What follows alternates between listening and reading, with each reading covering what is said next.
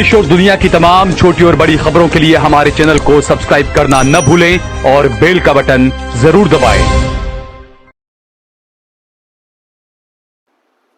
नमस्कार दोस्तों, स्वागत है आपका देश लाइव में और आपके साथ हमेशा की तरह मैं हूं आशिमा त्यागी। दोस्तों, आज की जो चर्चा है बेहद खास रहने वाली है। जरा सोचिए, अगर किसी लोकतांत्रिक देश में छात्रों, शोधकर्ताओं और एक्टिविस्टों को बिना मुकदमे पूरे 5 साल तक, पूरे 5, आप सही सुन रहे हैं कि 5 साल तक जेल में डाल दिया जाए, तो क्या वो देश वाकई लोकतंत्र कहलाने का हक रखता है? क्या लोकतंत्र का मतलब केवल चुनाव जीतना है, या फिर यह भी जरूरी है कि नागरिकों की आवाज को सुना जाए, उन्हें न्याय मिले और उन्हें राजनीतिक विरोध की वजह से जेल में ना सड़ना पड़े? आज हम बात करेंगे उस अहम मामले की दोस्तों, इसीलिए मैंने शुरुआत में कहा कि आज की जो चर्चा है काफी अहम है। वो मामला जो सिर्फ 5 लोगों की जमानत याचिका नहीं है, बल्कि पूरे भारत के लोकतंत्र की परीक्षा भी है। ये मामला है 2020 के दिल्ली दंगों की तथाकथित साजिश से जुड़ा हुआ, और इसमें नाम आते हैं उमर खालिद, शर्जिल इमाम, गुलफिशा फातिमा, मिरान हैदर और शिफा उर रहमान के।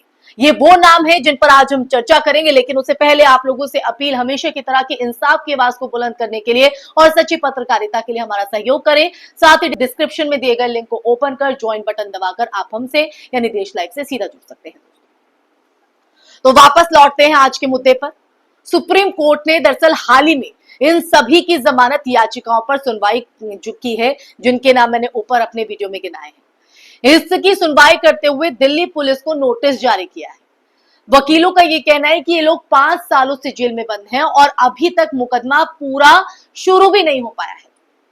अब ऐसे में दोस्तों सवाल यह है कि 5 साल तक किसी को बिना दोष सिद्ध हुए जेल में रखना, सलाखों के पीछे कर देना, क्या न्यायपालिका के मूल सिद्धांतों का अपमान नहीं है?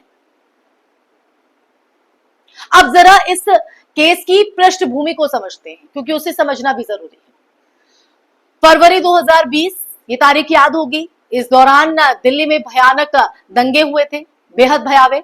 आधिकारिक आंकड़ों के मुताबिक 53 लोग मारे गए थे, जिनमें ज्यादातर मुस्लिम समुदाय से थे। हजारों घर, दुकानें जलाए गए, लेकिन पुलिस और सरकार ने इस पूरे मामले को एक तरफा साजिश का रंग देने की कोशिश की। साजिश क्यों? दरअसल ये आरोप लगाया गया कि सीएए और एनआरसी के खिलाफ हुए विरोध प्रदर्शनों को ही दंगों में बदलने की योजना बनाई गई थी, और इसी बहाने कई छात्रों और एक्टिविस्टों को पकड़कर जेल में डाल दिया गया। आप इस कहानी को समझिए, इसलिए मैंने इसका जिक्र आज की इस चर्चा में किया है। दिल्ली पुलिस का केस यूएपीए यानी कि गैर कानूनी गतिविधियां रोकथाम अधिनियम के तहत दर्ज किया गया। यूएपीए वही कानून है जिसका इस्तेमाल आतंकवादियों के खिलाफ होना चाहिए, लेकिन पिछले 1 दशक में ये राजनीतिक अहमियत का कहीं ना कहीं असहमति को दबाने का एक औजार बन चुका है।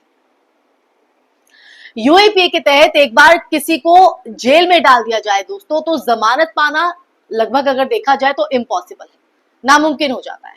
यही वजह है कि उमर खालिद और उनके साथी 5 साल से जेल में बंद हैं, जबकि आरोप उन पर सिद्ध नहीं हुए, क्योंकि वो यूएपीए के तहत सलाखे के पीछे किए गए। अब दोस्तों सवाल ये उठता है कि 5 साल में पुलिस क्या साबित कर पाई? सच्चाई यह है कि पुलिस की चार्जशीट में कोई ठोस सबूत नहीं।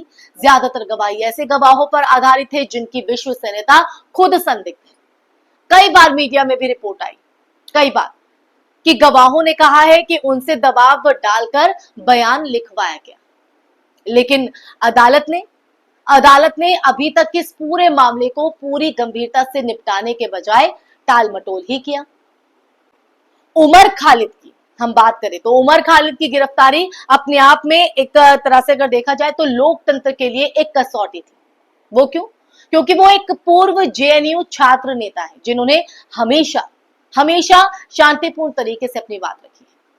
उनके भाषण आप सुनेंगे तो उनका जो भाषण है वो आज भी यूट्यूब पर उपलब्ध है, जिसमें उन्होंने हिंसा के बजाय अहिंसा और संविधान की बात की थी। अपने भाषणों में वो अक्सर इस बात को का जो जिक्र है वो किया करते थे।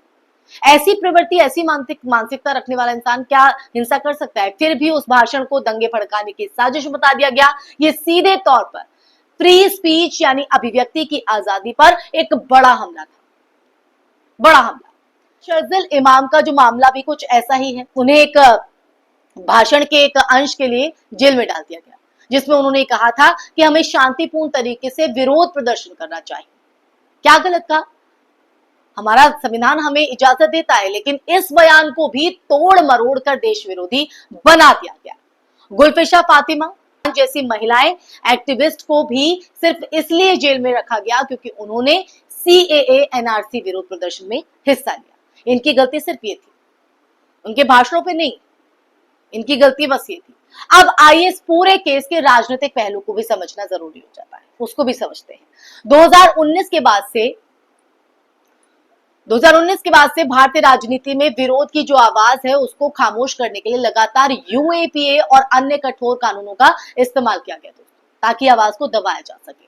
चाहे भीमा कोरेगांव मामला आप ले लो, पत्रकार मोहम्मद जुबैर की गिरफ्तारी हो, या फिर कश्मीरी पत्रकारों को आतंकवाद के नाम पर जेल में डालना, पैटर्न एक तरह से देखें तो एक ही है। सरकार आलोचना बर्दाश्त नहीं करना चाहती और अदालतें अक्सर सरकार की लाइन से हटकर खड़ी होने में हिचकिचाती दिखती है। इस संदर्भ में सुप्रीम कोर्ट का ये जो नोटिस है वो उम्मीद की एक किरण है। हालांकि नोटिस का मतलब ये नहीं है कि जमानत मिल जाएगी या वो जो लोग 5 सालों से उसमें सड़ रहे हैं जेल की सलाखों के पीछे वो बाहर निकल आएंगे, लेकिन कम से कम इतना तो है, ये उम्मीद तो जगी कि 5 साल की चुप्पी और इंतजार के बाद मामला फिर से सुर्खियों में आया है। वकीलों ने अपील की है कि दिवाली से पहले इस पर सुनवाई हो। ये अपील सिर्फ एक त्योहार से जुड़ी नहीं है दोस्तों, बल्कि उस उम्मीद से भी जुड़ी है कि शायद इस बार इन कैदियों के घर भी दियों की जो रोशनी है वो पहुंच सके, वो त्योहार मना सके अपनों के बीच। लेकिन दोस्तों हमें ये भी समझना होगा कि ये मामला सिर्फ 5 लोगों का नहीं है, ये मामला है प्रोसेस एज पनिशमेंट का। जी हाँ, प्रोसेस एज पनिशमेंट का, यानी अदालत और पुलिस की लंबी लंबी कार्यवाहियों को ही एक सजा बना दिया गया है। संविधान चाहता है या संविधान कहता है दोस्तों कि हर नागरिक को तेज और निष्पक्ष मुकदमे का हक है, लेकिन 5 साल तक मुकदमा शुरू ना करना और लोगों को जेल में सड़ने देना संविधान की आत्मा के साथ सीधा धोखा है। अब यहां पर हमें सुप्रीम कोर्ट से बड़ी उम्मीद है। अगर अदालत इन लोगों को जमानत देती है तो एक संदेश होगा कि अब भी न्यायपालिका लोकतंत्र के पक्ष में खड़ी है। लेकिन अगर अदालत ने देरी जारी रखी तो ये मिसाल बनेगी कि भारत में असहमति जताने का मतलब है अनिश्चितकालीन जेल। तो दोस्तों आज हमें ये सवाल खुद से पूछना है, क्या हम एक ऐसे भारत में जीना चाहते हैं जहां सत्ता से असहमति जताना अपराध है, या जहां छात्र और शिक्षक जेल में हो और नफरत फैलाने वाले नेता खुलेआम घूम रहे हैं, जहां संविधान की कस्में खाने वाले नेता ही संविधान की आत्मा को रोज रौंदते हो?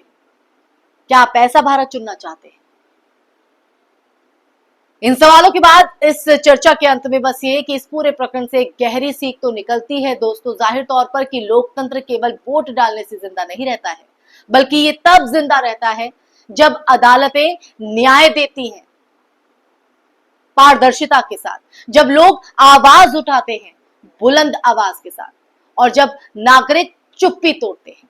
तो आज अगर हम उमर खालिद, शर्जिल इमाम, गुलफिशा मीरान और शिफा की चुप्पी पर चुप रहे तो कल हमारी बारी भी आ सकती है। तो दोस्तों ये मामला सिर्फ अदालत का नहीं, इन 5 लोगों तक सीमित नहीं, ये भारत के हर नागरिक का मामला है। हमें तय करना होगा कि हम किस तरह का भारत चाहते हैं, एक खुला लोकतंत्र या फिर एक डर और चुप्पी से भरा राष्ट्र। इसी के साथ इस चर्चा में मैं यही विराम लगाऊंगी। ये चर्चा आपको कैसी लगी कमेंट बॉक्स में कमेंट करके जरूर बताइएगा दोस्तों, और साथ ही साथ इस वीडियो को ज्यादा से ज्यादा शेयर कीजिएगा ताकि जो सच है वो ज्यादा से ज्यादा लोगों तक पहुंच सके। क्योंकि लोग पीछे इस सलाखों के पीछे बंद जो लोग हैं वो आजादी की लड़ाई नहीं लड़ रहे हैं, वो अपने लोकतंत्र की आत्मा को बचाने की लड़ाई लड़ रहे हैं। दोस्तों, इस लड़ाई का नतीजा आने वाली पीढ़ियां तय करेंगी और हम चुप रहे या आवाज उठाएं, ये आप तय कीजिए। दोस्तों, इसी के साथ आप लोगों से इजाजत लेना चाहूंगी, फिर हाजिर होंगे एक नए मुद्दे के साथ। तब तक के लिए अपना ख्याल रखिए। जय हिंद, जय भारत, नमस्कार।